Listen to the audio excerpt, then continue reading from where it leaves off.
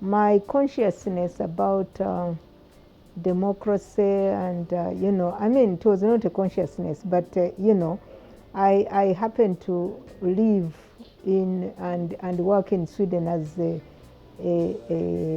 refugee during the second Obote regime. And I was so privileged, really, because I saw firsthand where, political rights, human rights, economic rights, all those rights do coexist, political rights, and coexist very well, and they all together push the country forward. So that is basically why I joined even NRM, in order to be part of building that kind of society, that kind of society that is good for all, where it is a win-win for all people. So, quite frankly, sometimes I asked myself what happened, because I believed in the so-called ideals of NRM. I believed in the 10-point program. I believed that our leaders had the will, and that it would be a question of the means coming together with a will to perfect our democracy. But unfortunately, things did not work out. And sometimes I wonder, was it a deception from the very beginning? In fact, I one time met one of my friends who were in the bush, and I asked him, I was very eager to find out, because I'm a very inquisitive person, I like to know. So I asked, were you also deceived like me, or you were deceived? You were among those who deceived us. And they said that, and he said that actually there were tendencies of intolerance to divergent views, tendencies of self-preservation, of short-sightedness, basically, that they were there, but they thought they could overcome. So, you see, I was on the Peace Building Architecture Review of the United Nations a few years back. And we went to countries like South Sudan, Burundi, Sierra Leone, countries that had been in conflict, to find out how do we prevent conflicts. And clearly, all conflicts, the people can see the signs. The signs are always there.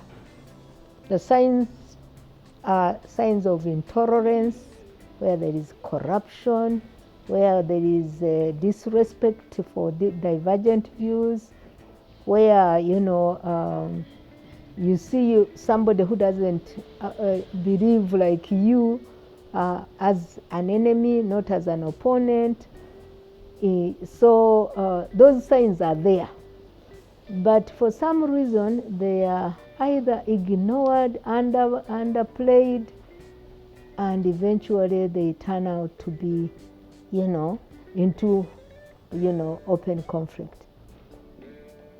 So unfortunately, when I look at our country, the signs we were talking about in those other places, or those other countries, I see them here. I see them here. I see when you cannot have a free and fair election, that is a big sign. When, civic space shrinks, that is another big sign. when just young ladies, university young ladies want to organize and they are, blocked, that is another sign. So the signs are there, and they are not good for our country. So the struggle really continues. For me, change will take place because it is inevitable. The only thing that doesn't change is change. So change is, So for me, therefore, my interest and the reason why I am in Alliance for National Transformation is because I don't want just mere change, because I've seen a number of changes. I'm the older generation. I have seen changes. I want transformative change that will bring transformation in this nation. And that will not happen automatically. We have to work for it. And that is what we are doing in the Alliance for National Transformation. We are a party that believe that the missing link has been values, leaders with no values, values of justice, values of respect and integrity, and values of godliness. Because we believe that, if you are a person that respects God, you respect people as well. Values of zero tolerance to corruption. You can see that, corruption is rampant in our country. It wasn't like this when some of us were growing up, You could never imagine seeing a permanent secretary stealing funds or a minister. That was unheard of. That would be scandalous. But now it is normal. So it is a struggle. It is a worthwhile struggle. We desire in ANT and we are working for peaceful change, because we want all of us to be in the promised land. We don't want, sometimes I say, we don't want to step on dead bodies going to State House. No, that is not good. And that kind of change does not bring the real change that people desire, that can transform the nation. First and foremost, let me talk to the parents, to the mothers in particular, because I'm a mother. We are the ones who socialize children right from the womb. Are we talking, are we affirming them even when they are in the womb? Our children, both girls and boys, we are the ones who socialize them. We are the ones who tell them what is right to do and what is not right to do. We are the ones who tell our girls that, already socializing them to think that for them they are a machine that has to work 24 hours, and then the boys can go out and play, when the girl, as if all children need to play. We are the ones who also make, our boys dependents, so that they are always depending on others to do things which they can do themselves, like cooking for themselves, washing for themselves, and so forth. So sometimes you find that they end up even in relationships which they shouldn't have been in, but because they are dependents, they are looking for somebody to depend on, and they get exploited. So therefore, mothers, socialize your children equally. Empower in particular your daughters to know that yes, they can. It is okay. I am a mother of 3 daughters. And my daughters, I cannot, force them to think like I do. They will ask and they will disagree. And that is their right, because you want them to be full human beings, And They don't have to think like me. They just have to be respectful as young women. So I want to encourage young women in particular that God has endowed you with brains, with abilities, with so be courageous, be disciplined, because without discipline, even if you are so smart, if you are not disciplined, you won't go very far. Be disciplined. Look out for mentors.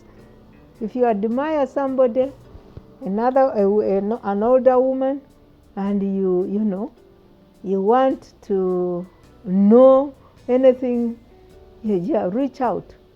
If one fails to help you, reach out to others, because I have also realized that there are some women who are not very good at mentoring other young women, or who don't have time for that, who don't think it is important. Yeah, if any woman out there wants to reach out to me, I'm always available. You can find me at the Alliance for National Transformation.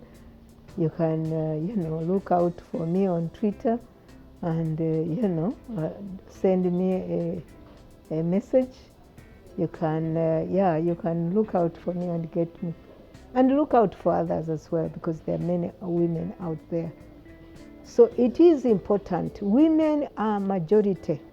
I don't think it is by accident that God made us majority. I always say that when you empower a woman, you are empowering the nation, because we never leave people behind. We are futuristic as women, because because of being mothers, we are always thinking and talking about our children, the future of our children. And therefore, we are a resource. We are, we can, we are good negotiators generally. I think somebody said generally women are less corrupt. That doesn't mean that they are not corrupt women, because they are there as well. That doesn't mean that they are, there are no women who are, who violate other people's, I've heard of women, violating their stepchildren, to even the extent of killing. So, but generally, I think women, I would like to say women, we must look out for other women, because we need, a country will advance more if it is using fully the potential of its people. If we are 52%, and you leave that 52% of your population, or you oppress it, you don't allow it to flourish, you are going to get less. That is obvious, and therefore I don't understand it when young women at Makerere, for instance, are being denied simple things like organizing a symposium, small things like that. And yet you are telling people, as that you are empowering women. What kind of empowerment when you are not allowing me to think, when you are not allowing me to organize, when you are not allowing me to fellowship? What kind of empowerment is that? It can't be empowerment. But so I want to encourage them. It may not be easy. Even God never told us it would be easy. He only said, I will be with you, and that is sufficient.